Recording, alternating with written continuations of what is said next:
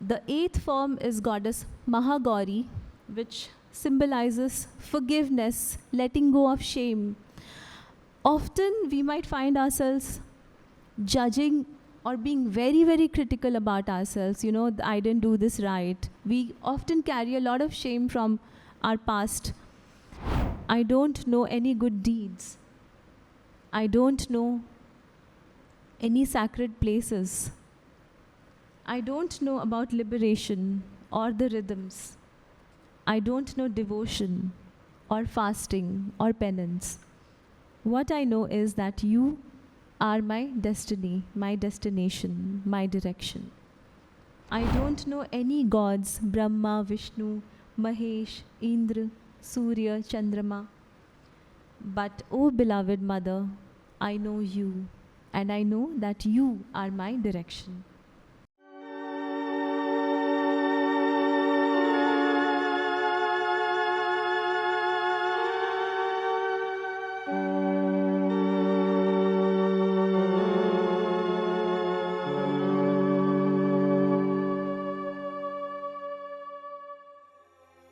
We're all very blessed to share this sacred space here today. And many of you might know today is Mahalaya, the day when, like Mittu ma'am said, the feminine energy starts approaching us. And from tomorrow, here in India, we celebrate Navratri. 9 days of a series of prayer, worship, devotion towards the goddess Devi, Durga.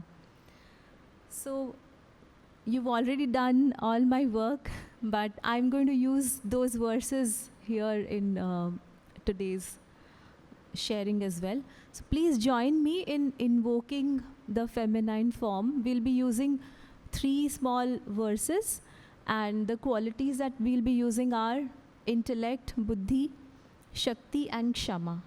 So you could just fold your hands, close your eyes, and sing along with me.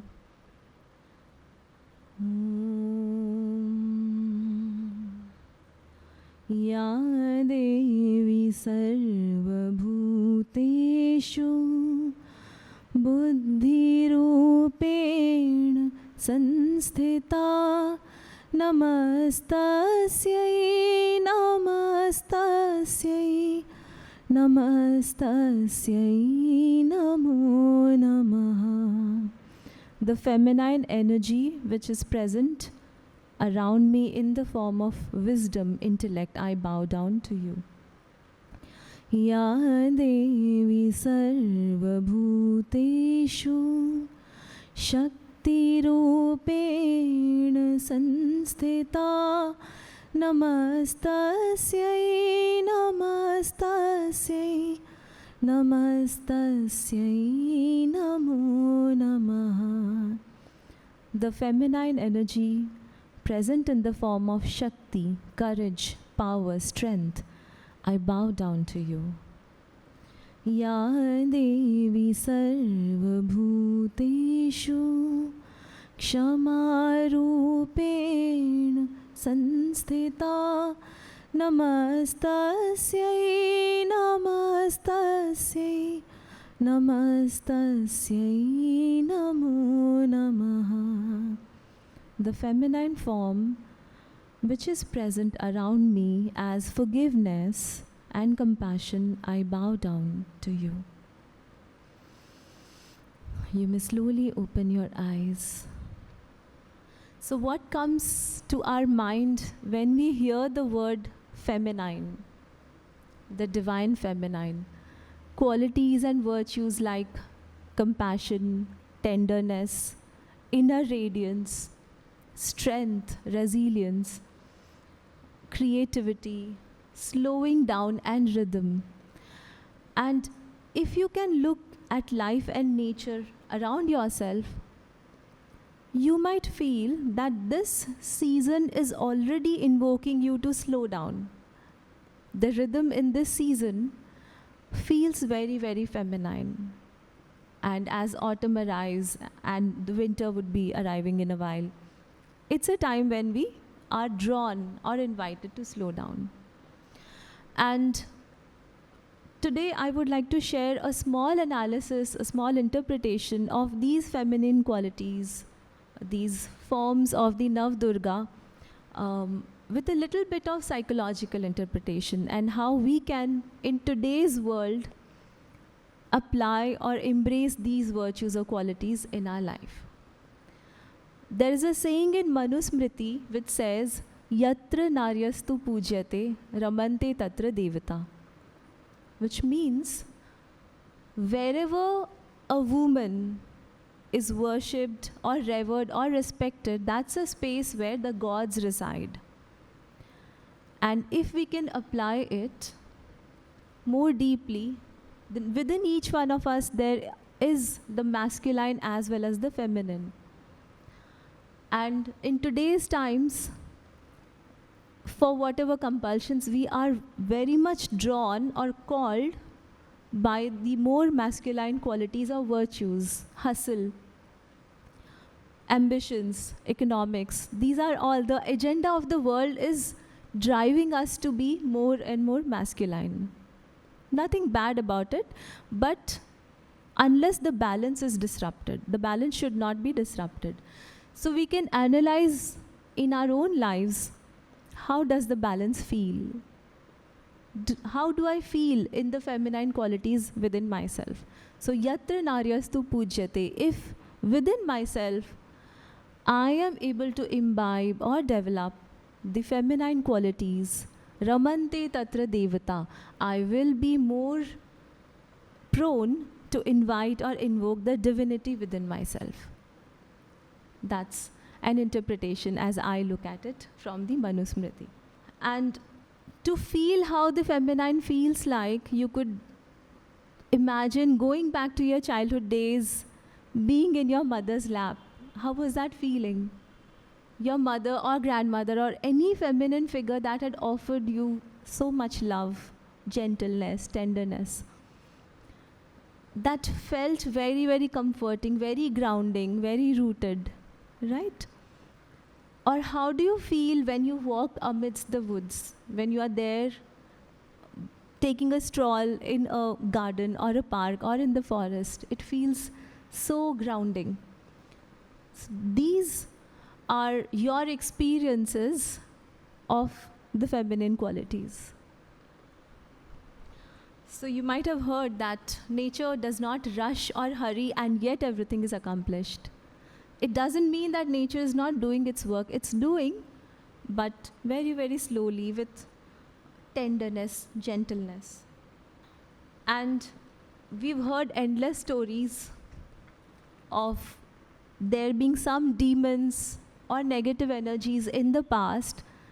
For instance, Shumb Nishumb, Madhukaitabh, and Mahishasur. So these are some names attributed to the demonic qualities, and they were slayed by the goddess Devi. In today's world, we might not need to have an external demon coming before us to damage us or harm us. We probably have a lot of our own inner demons that if we look carefully, we might be able to acknowledge. So what are some of those demons that are haunting you?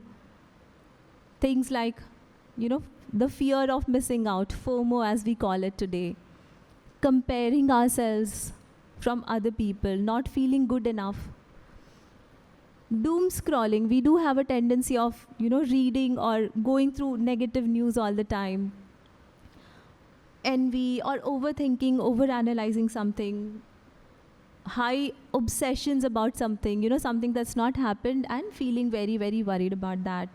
Or just mindlessly engaging ourselves on any kind of pursuit, or tamas, for instance. So these are our demons, which are very, very real and impact us, influence us considerably. And the way out to approach these demons is by nurturing our divine feminine within ourselves. So today we celebrate the Navdurgas, the 9 forms of the goddess Devi, and the 9 coming days starting tomorrow, we have some names or attributes to all of these goddess forms.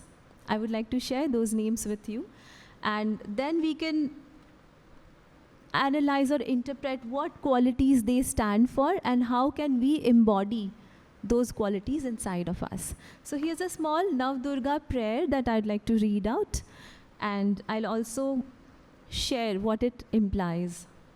Prathamam Shailaputri cha, Dvitiyam Brahmacharani, Tritiyam Chandra Ghanteti, Kushmandeti Chaturthakam, Panchamam Skandamateti, Shashtham Katyayaniti cha, Saptamam Kalaratriti, Mahagauriti Chashtamam, Navamam Siddhidatri cha, Navadurga Prakirtita.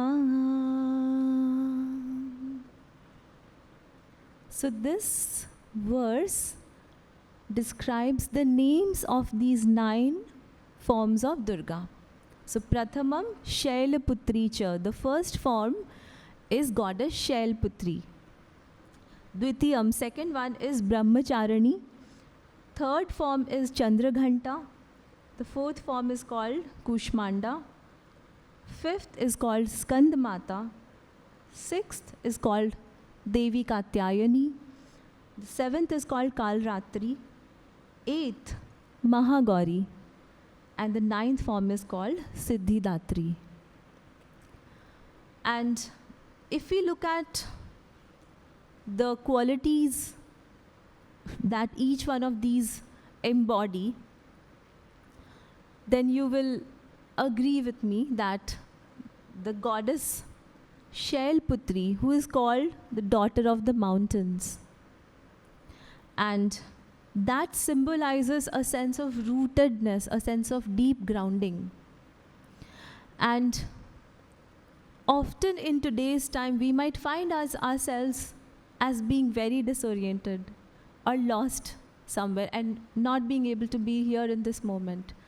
So we can try taking this as a reminder to be more grounded, be more stable, more rooted, and being more connected to this present moment and to our being.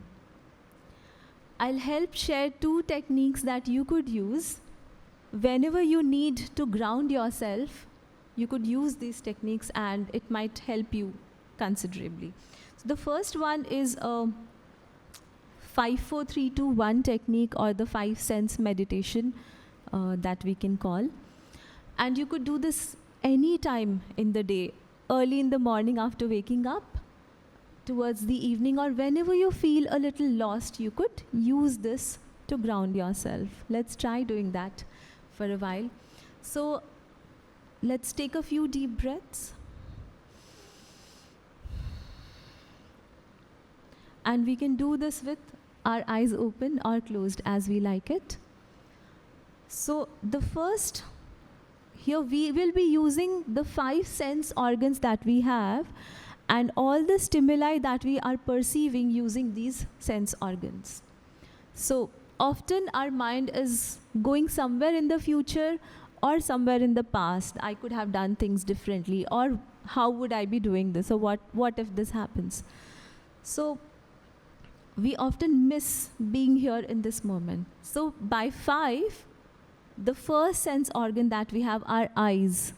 So you can look around yourself and name vividly 5 things that you can see from your eyes. 5 चीज़ें जो आप अपनी आँखों से भी देख सकते हैं. So आपकी दृष्टि कहाँ जा रही है? So here I can see very beautiful faces here in front of me. I'm seeing the greens outside, the divine figure of the mother Sri Aurobindo. I can look at the lights here, the harmonium here. So 5 things that you can see, you could just name them as vividly as possible. Then 4 things that you can hear from your ears.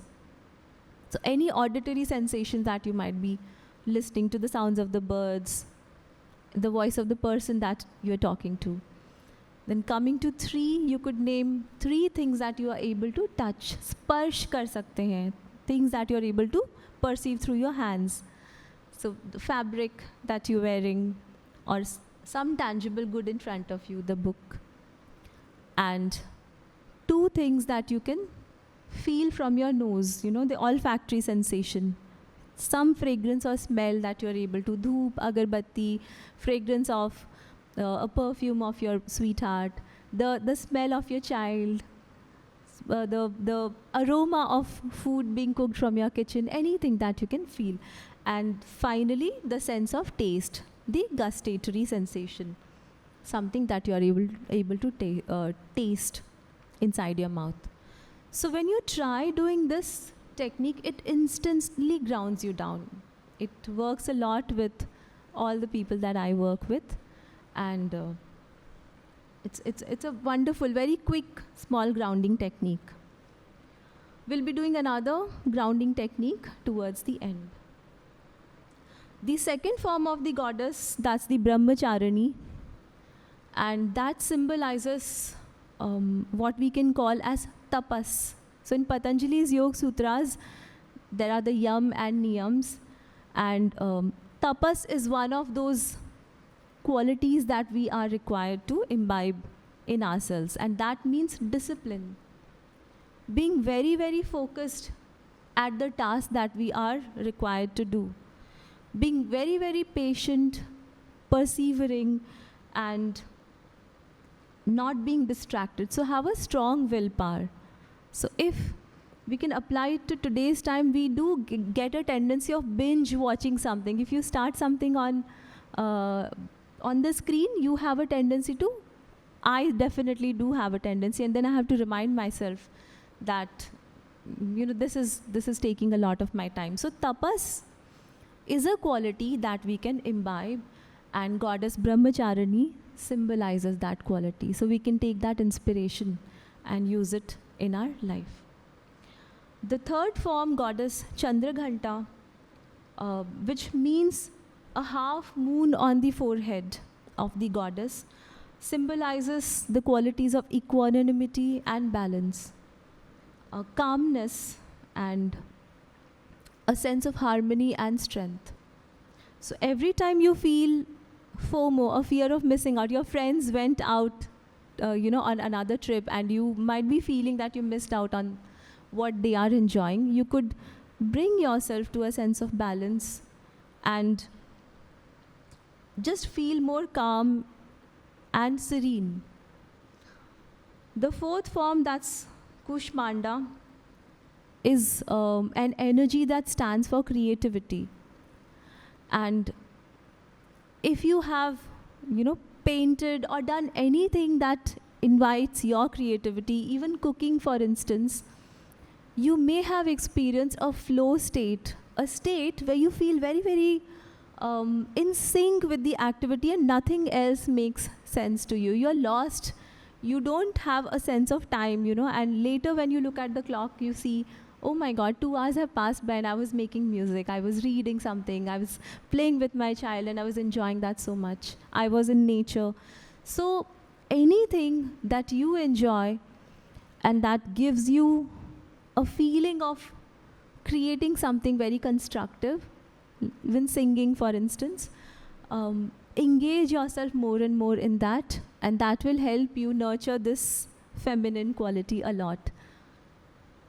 The fifth form, that's the goddess Skand Mata, is symbolic of motherhood, compassion, care, nurturing the divine within us.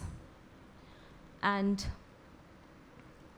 this reminds me of this very wonderful sutra which says, this is mine and that is yours. This is a thought which stems from a very, very narrow-mindedness. For someone with a broader heart, the entire earth, the entire planet is a family. So, Udar Charitanam tu Vasudhaiva Kutumbakam. So, if we are able to imbibe this feeling inside us that every being in front of us is also a manifestation of the divine, just like I am, then I'll be able to feel more compassionate towards that person. Even if he is doing some wrong, I may I be able to harbor that feeling of compassion towards that one. The sixth form is Goddess Katyayani, and that is a quality which stands for integrity, courage, and a no nonsense towards any toxic trends. So a high sense of integrity amidst adversity or anything that's negative around yourself. May you have the courage and the force to be able to say no to that. This is the quality that we can learn from Goddess Katyayani. And then the seventh form, that's the Goddess Kalratri, is symbolizes facing our inner darkness. So anything that's haunting you or anything that feels very overwhelming, not running away from that, acknowledging it and being patient enough and helping to go through that or sail through that, be through the night so that the dawn may break. That's the symbol that you could use as a metaphor here. And I once read that if you are on rock bottom, and I'm sure all of us may have been at rock bottom in our lives at one or the other point of time, and the very purpose of being pushed to rock bottom is to realize that now we cannot sink more low than this. The only way to go is up, right? So rock bottom can be a great foundation for us to rebuild our life, and with a little more mindfulness, with a little more conscious approach, right? So this is a quality that we can learn from this divine form of Kalratri. The eighth form is Goddess Mahagauri, which symbolizes forgiveness, letting go of shame. Often we might find ourselves judging or being very, very critical about ourselves. I didn't do this right. We often carry a lot of shame from our past. And here we can use this quality to acknowledge that it's okay. You made the best choices or decisions in the past that you were able to, with the limited understanding that you had at that time. So that's a perspective which will help you not go very harsh on yourself. And you can be more kind and forgiving of yourself. And the ninth form, which is Siddhidatri, the bestower of Siddhi, the bestower of blessings, of liberation. That aligns with the supramental vision of completeness. And this is a form that can help us embrace ourselves in our best potential, in our greatest sense of fulfillment. So I was talking about another technique that we can use for more rootedness, right? So here's a small mountain meditation that let us try doing. And please be seated in the most comfortable way that you can. You can keep your spine erect. Take a few deep breaths and you could close your eyes. Please follow my instructions as I say. Gently bring your awareness to your breath and the slow, gentle rhythm that it is creating inside you. And now slowly expand all your awareness to the sensations that are taking place inside your body. As you sit upright and with dignity, bring your attention to the surface beneath you, the surface that is offering you support. Feel rooted inside your body and into its strength, and be more aware of your connection to this root.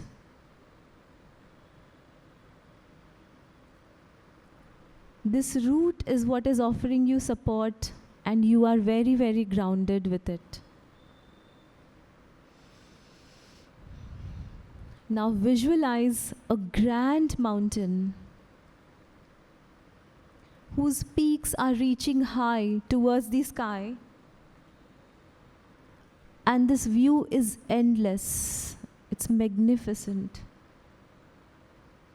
The slopes of this mountain are both gentle and rugged. And this mountain is very, very rooted deeply into the bedrock of the earth. This mountain is a monument to everything that is solid, grand, beautiful, and unmoving. No matter what comes by, it is unaffected. Can you see trees in the sight? Can you see the snow on the top? Do you see the waterfalls? You can see whatever you like to see around your mountains. Whatever it is, just let it be. And you be this mountain and share in its stillness. You are grounded in your posture, and your head is supported by the rest of your form. And you are granted an awe-inspiring perspective of the mighty landscape before you, behind you, and all around you. Be this mountain, magnificent, rock solid, rooted and very, very strong. And take on the stability of this mountain as your own.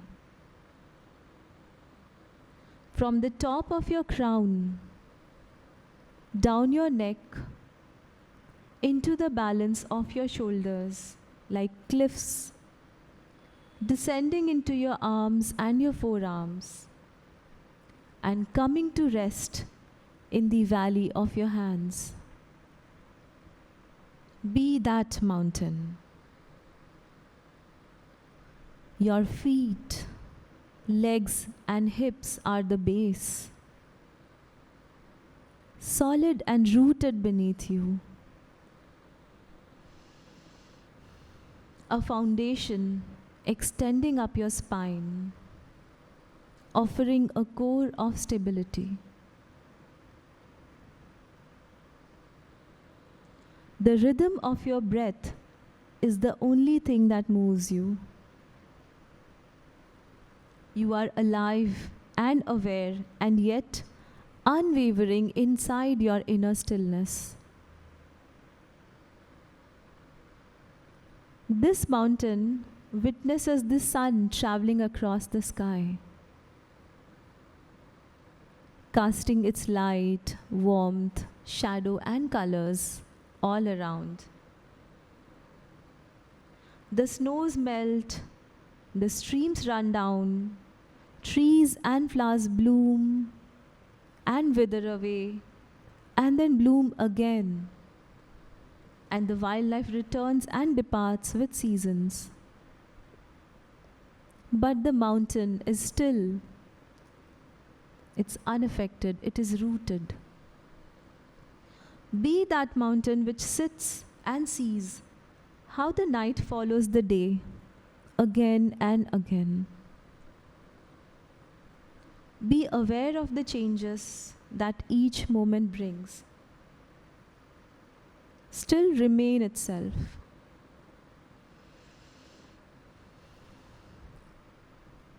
And just like this mountain that experiences the horizon, the sunrise and sunset, the stillness of the stars, the blooming and withering away of the flowers and trees. You will also experience the changing nature of your mind and body and the world around you.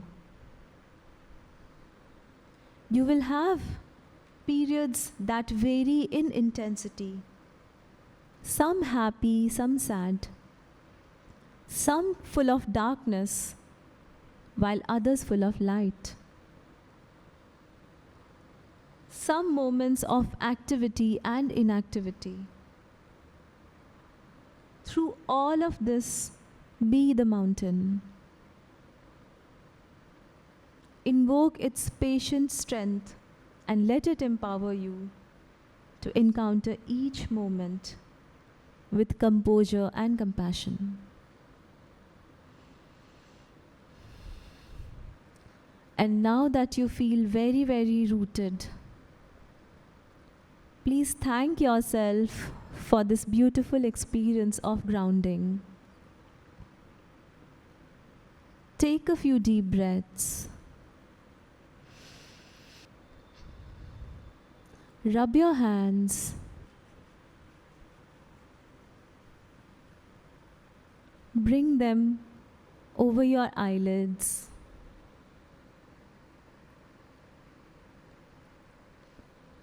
Place your palms over your head, all over your cheeks,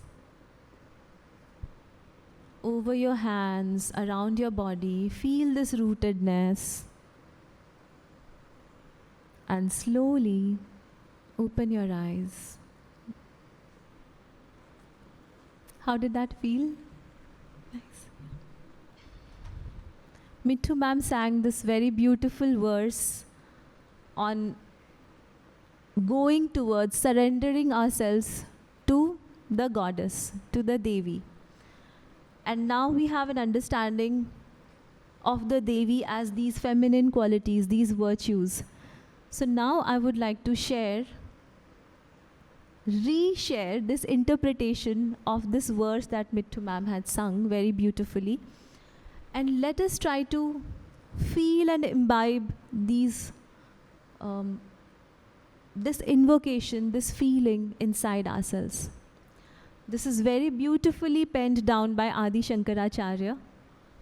And I'll read the verse and share the meaning. Okay, thank you. This is Bhavani Ashtakam. Na tato na mata na bandhur na data na putro na putri na bhrityo na bharta na jaya na vidya na vrittir mamaiva gatistvam gatistvam tvameka bhavani. All the relationships that I have, everything that I believe to be mine, none of that is actually mine. And O Goddess, O Devi, you are my only destiny, my only direction. I move towards you.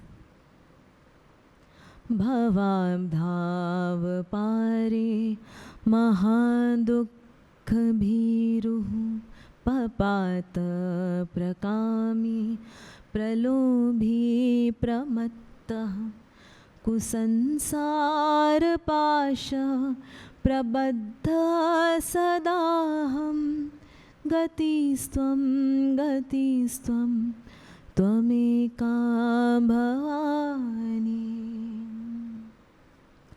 I have been deeply immersed in a mess. My life has been filled with tragedies, sadness, turbulence, storms, all kinds of negativity. But O Goddess, you are my only destiny. You are my only salvation. I move towards you. न जानामि दानं न च ध्यानयोगं न जानामि तन्त्रं न च स्तोत्रमन्त्रं न जानामि पूजां न च न्यासयोगं गतिस्त्वं गतिस्त्वं त्वमेका Bhavani. I don't know how to give. I don't even know how to meditate. I do not know how to pray. And I do not know any apt or perfect rituals. But, oh beloved Goddess, what I know is that you are my destiny and I move towards you. न जानामि पुण्यं न जानामि तीर्थं न जानामि मुक्तिं लयं वा कदाचित् न जानामि भक्तिं वृतं वापि मातः गतिस्त्वं गतिस्त्वं त्वमेका Bhavani. I don't know any good deeds. I don't know any sacred places.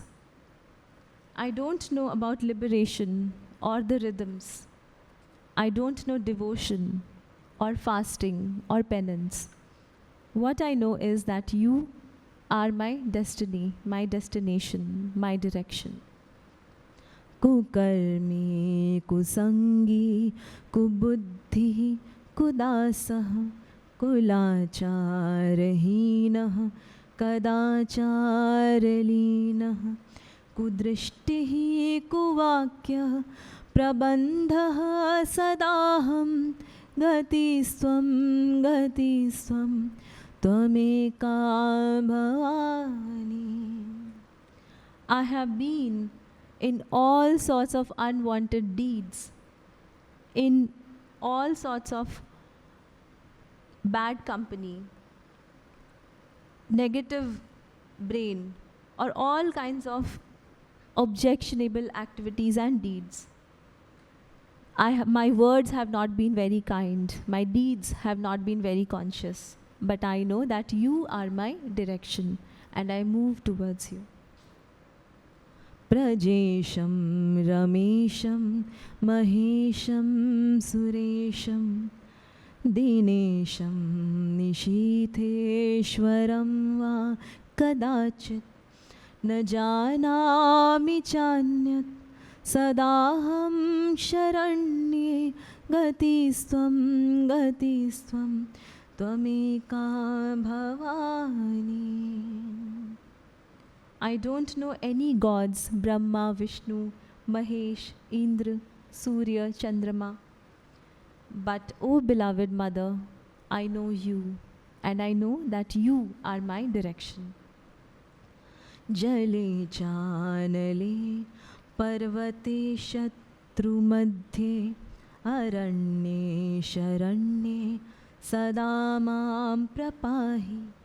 अनाथो दरिद्रो जरारोगयुक्तो महाक्षीणदीनः सदा जाड्यवक्त्रः विपत्तौ प्रविष्टः प्रणष्टः सदाहं गतिस्त्वं गतिस्त्वं त्वमेका Bhavani. गतिस्त्वं गतिस्त्वं त्वमेका Bhavani. O beloved Mother, please protect me, whether it is day, night, water, fire, earth or sky, or amidst enemies. Please protect me. I seek your refuge.